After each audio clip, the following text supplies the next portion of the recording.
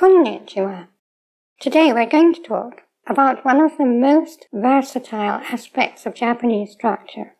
It covers a number of areas that can be compared to other aspects of Japanese structure, and it'll make life a lot simpler if we make those comparisons, so that's what we're going to do.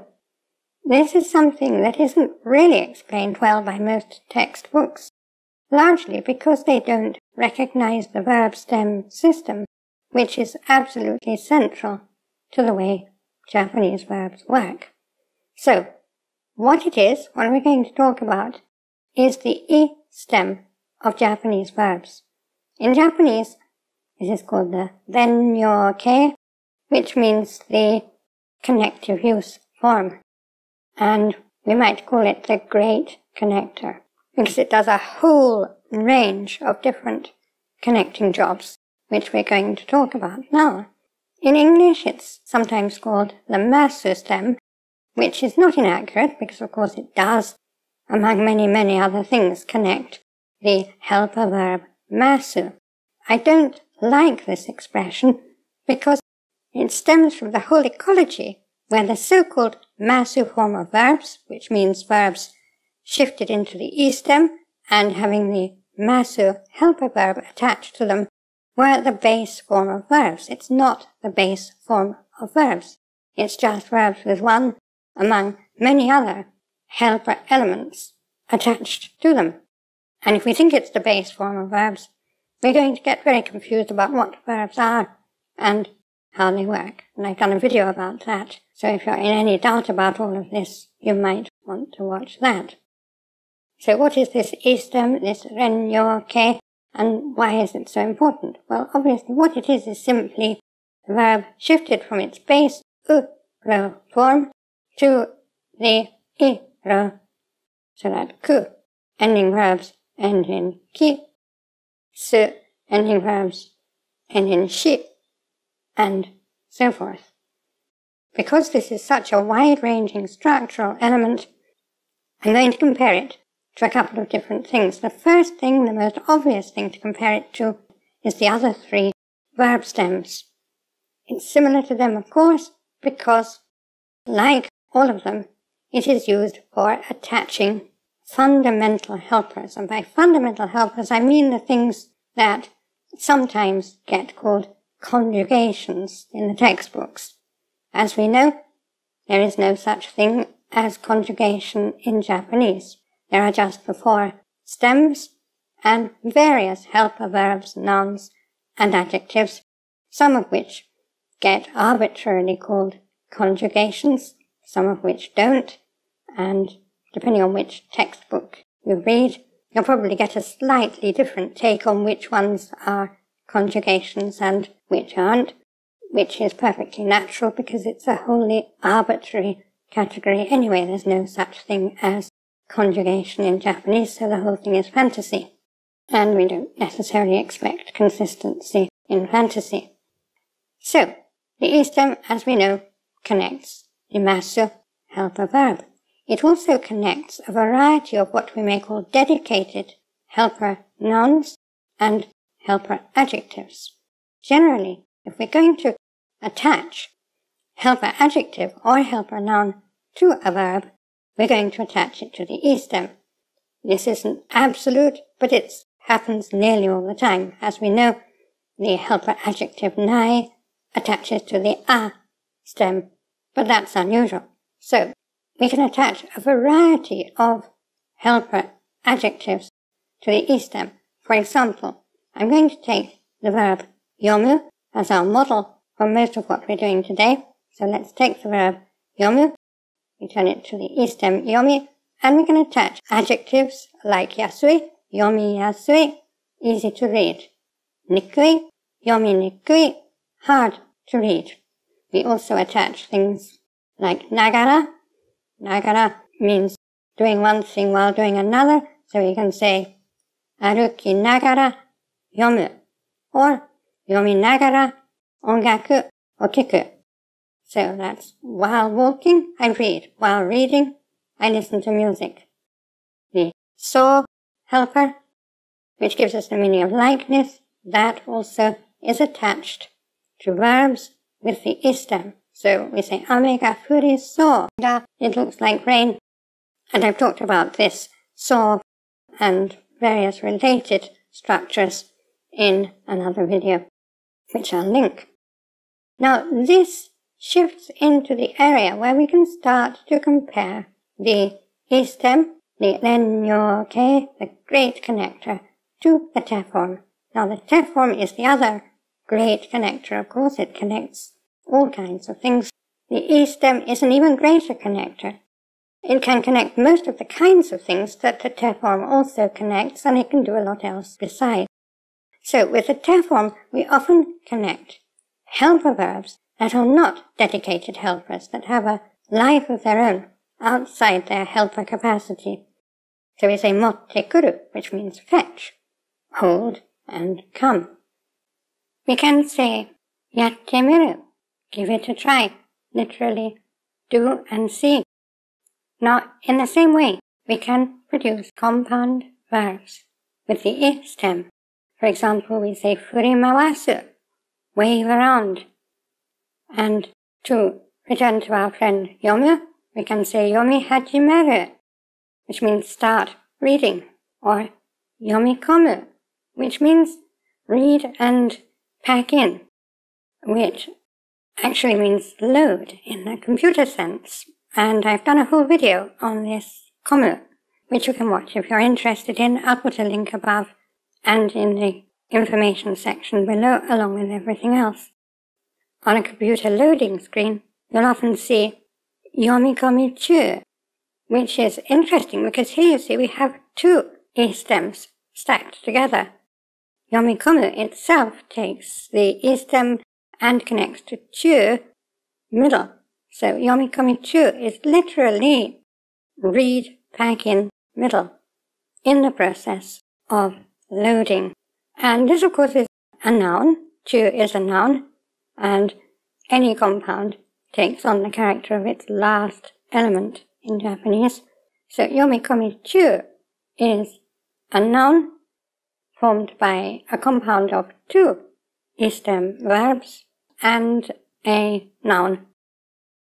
And this leads on to something that the istem can do that the te form can't, and that is join verbs to nouns to make new nouns.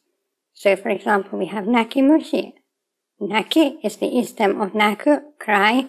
Mushi means insect. So nakimushi is a cry bug, which is the Japanese term for a crybaby. And to come again to our friend yomu, we can have yomi kata. Kata means form or manner or way. You may have heard of kata in karate, the martial art. So yomi kata means form or way or manner of reading. And what this usually means is the pronunciation of a kanji, the way of reading the kanji in a particular context. So the istem has the compound word capacity of the te form and takes it further than the te form. And it can also take on another of the te form's fundamental functions. Because as we know, the te form can connect the two halves of a compound sentence. You could say, omise ni itte pan okatta. So we have two logical clauses there. I went to the shops and I bought some bread. And instead of using and, the way we do in English, we use the te form. I've done a video about compound sentences, which I'll link. Now the istem can do exactly the same thing. We can say, omise ni iki pan okatta, which is exactly the same as saying, omise ni itte pan okatta. We don't hear it quite so often, but it's not uncommon at all. You'll see it more in written form, but if you're doing any immersion at all, if you read books, if you have text-heavy games, and in manga and anime, you will come across this istem joining of compound sentences. It's another fundamental piece of Japanese. So you see, the istem can do most of what the te form can do. With compound words, it doesn't compound the same words as the te form, but it compounds words in very much the same manner. But the E stem doesn't stop there. It can do one other thing, which is very important. It gives us the noun form of verbs. We've talked before about what's sometimes called nominalizing verbs. That's to say, using the no or koto or some other means to bundle something verbal into a noun. Now, this isn't really nominalizing verbs, which is why I tend to avoid that terminology, because what we're actually doing here is not turning a verb into a noun, but turning an entire verb clause into some kind of a noun. We're not actually turning it into a noun. What we're doing is bundling it into a box created by a pronoun like no or koto. And I've talked in various places about putting verb clauses into a no box or into a koto box. In some cases, of course, we may also be bundling into that pronoun literally a single verb. So if we say oyogu no ga suki da, we're saying I like swimming. And that means I like the activity of swimming. But again, this isn't what the E stem does. What the E stem does is give us the true noun form of a verb. And in English, it's usually represented by the unchanged verb, so that the verb form and the noun form are identical in English. In Japanese, they're not identical. In Japanese, we have the base form, the ending form of the verb for the verb, and for the noun form, we have the E stem. So let's take an example so you know what I'm talking about here. In English, we have rest, the word rest, which can be a verb or a noun. We use the verb rest when we say, I need to rest. We use the noun rest when we say, I need a rest. So if we take the verb yasumu in Japanese as a kind of rough equivalent to rest in English, we have yasumu, which is the verb rest, and yasumi, which is the noun rest. So yasumu is the action of resting, the verb rest. Yasumi is a rest, the noun rest. And we use this both on its own and in compounds like natsu yasumi, which means summer vacation or summer break. And we wouldn't call it the summer rest in English, but that's because, as we've discussed before, it's very rare for a Japanese word to cover exactly the same area of the meaning spectrum as an English word. So the word yasumi can mean rest, literally as in lying down, taking a rest. It can mean being off school or off work because you're sick. It can mean a vacation, like natsu yasumi.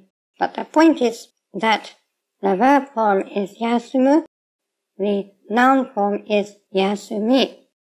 And just about any verb that can have, logically, a noun form will have that noun form represented by the E stem of the verb. And very often these will be the same thing in English. Sometimes they will be different. So, for example, itamu means hurt. Itami means pain. Again, we have the noun form of hurt, which is pain.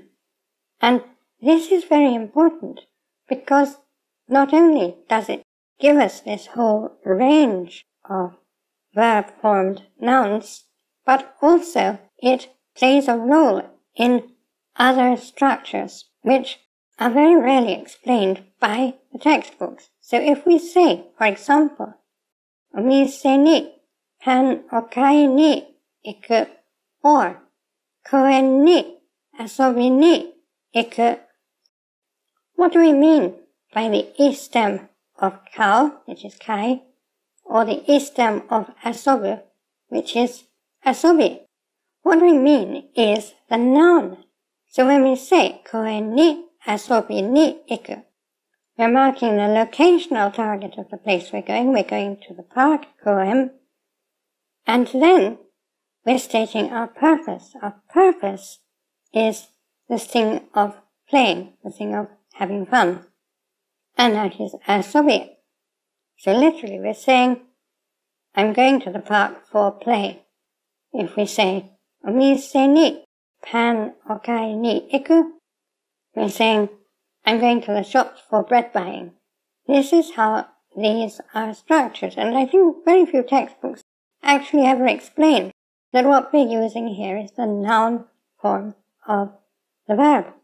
And that's important because, as I've taught in our lesson on the logical particles, the 5 main logical particles can only be attached to nouns. So if it's not explained that the asobi here and the kai here are nouns, I'm not sure what most learners think the structure actually is. And we'll find in various structures that the noun form of a verb is used, and the structure only really makes sense if we understand that it is the noun form of the verb. So here we have the E stem, it's the great connector, and it's also the fundamental noun of a verb forming stem. So it has a very wide range of applications. It does all the kinds of things a regular stem can do. It does all the kinds of things that te form can do. And it creates nouns out of verbs to be used as regular nouns like itami, pain, or yasumi, a rest, some rest, and also for deeper structures like asobi ni iku, going for play, going for the activity of play. If you have any questions or comments, please put them in the comments below, and I will answer as usual. I'd like to thank my gold Kokeshi patrons and all of my patrons and supporters on Patreon and everywhere who make all of this possible, and I'd like to thank you for attending this lesson. Korekara mo yoroshiku onegai shimasu.